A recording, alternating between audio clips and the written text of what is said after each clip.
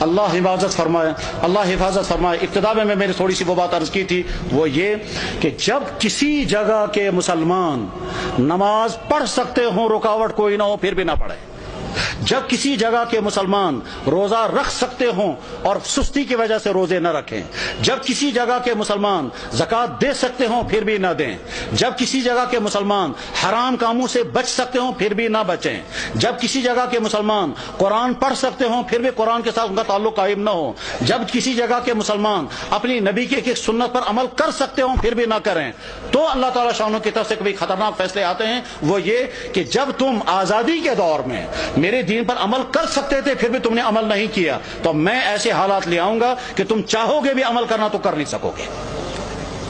اس کی مثال نمبر 1 اندلس کی میں نے پیش کر دی تھی کہ اندلس میں 800 سال تک مسلمانوں کی حکومت رہی، اور بعد میں جب خرابیاں شروع ہو گئی تو وہ حالات آ گئے کہ اگر وہ قرآن پڑھنا چاہے تو نہیں پڑھ سکتے تھے، اپنی عورتوں کی عصمتیں بچانا چاہیں تو نہیں بچا سکتے تھے، بلکہ کیا ان کی تو جان بھی باقی نہیں رہی، اور وہاں کے مسلمان یا تو مارے گئے یا عیسائی بن گئے یا وہاں سے فرار ہو گئے، اور اس طرح سے 800 سال کا مسلم ملک جو اذانوں سے آباد تھا وہ 800 سال کا مسلم ملک کفرستان بن گیا۔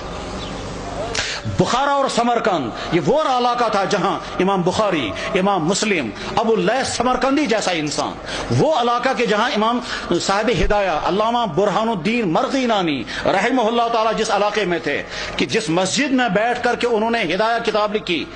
اور 13 سال لگے کتاب لکھتے ہوئے، اور 13 سال مسلسل انہیں روزہ رکھا، گھر والوں سے کھانا آتا تھا، وہ کھانا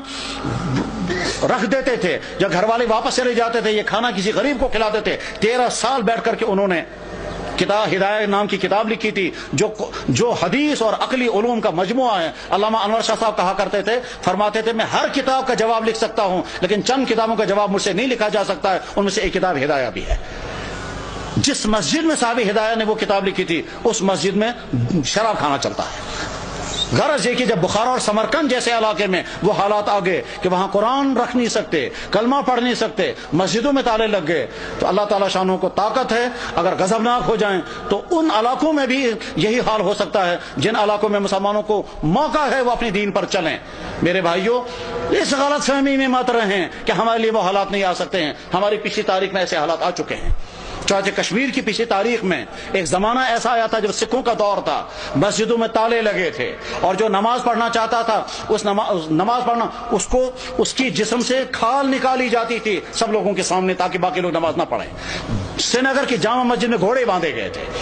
تمام مسجدیں مسمار کر دی گئی تھی، اس وقت لوگ نماز پڑھنا نہیں پڑھ سکتے تھے، یہ اذانیں بین ہو گئی تھی۔ جب کسی جگہ کے مسلمان اپنے دین کی ناقدری کرنے لگتے ہیں تو ایسے حالات آ سکتے ہیں، اور اس کی مثال اس بات کی مثال نہیں کہ مسلمانوں نے ناقدری کی، وہ تو ظلم ہے، لیکن مثال ہمارے سامنے ہے برما کے حالات، جہاں کی مسجدیں ختم، جہاں کے مدرسے ختم، جہاں کی داڑھیوں کے ایک بال کر کے نوچتے ہیں، جہاں علماء کو کھڑا کر کے اور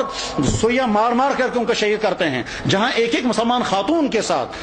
20 30 بلکہ 100 آدمی بدکاریاں کرتے ہیں اور کھلے عام کرتے ہیں، جہاں مسلمان عورتوں کو کھڑا کر کے آگ لگا کر جلا دیتے ہیں، جہاں مسلمان عورتوں کی گودوں کے اندر ان کے بچوں کو ذبح کر دیتے ہیں، اور ساری دنیا کے مسلمان دیکھ رہے ہیں مگر کوئی کچھ نہیں کر سکتا۔ جب ان مظلوم مسلمانوں کے لیے کوئی آواز نہیں اٹھا رہا ہے تو آپ بے فکر یہ مت رہیں ہمارے ساتھ اگر کبھی ایسا ہوا تو ساری دنیا کے مسلمان سرگرم ہو جائیں گے۔ آج کا مسلمان بے حس ہو چکا ہے، آج کا مسلمان دنیا کے حکمران، ان کے بیوروکریٹ، ان کے تمام ہائی کلاس طبقے وہ اپنی عیاشوں میں ڈوبے ہوئے ہیں، کسی سے کوئی امید نہیں ہے۔ اپنے دین پر جمنے کا فیصلہ کر کے اٹھیں،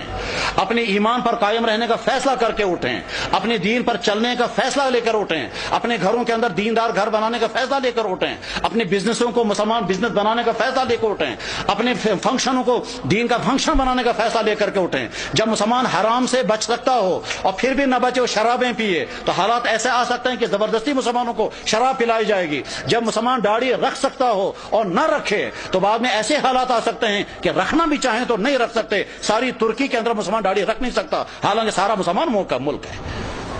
ایسے حالات آ سکتے ہیں، اس لیے اپنے دین کے ساتھ وفاداری کا فیصلہ کرو، ورنہ تو ایسا ہو سکتا ہے کہ اللہ جب تم میرے دین کے ساتھ وفاداری نہیں کرو گے تو میں تم پر ایسے حالات لا سکتا ہوں کہ تم چاہو گے بھی میرے دین پر عمل کرنا تو کر نہیں سکو گے۔ اللہ جل شانہ اس برے انجام سے ہم سب کی حفاظت فرمائے، ہمارے اکابرین کی حفاظت ہو، مدارس کی، مساجد کی، دین کے اور دینی اداروں کی، دین کے کام کرنے والوں کی اور دین پہ جننے والوں کی مدد فرمائے۔ وآخر دعوانا ان الحمد للہ رب العالمین برحمتک یا ارحم الراحمین، آمین۔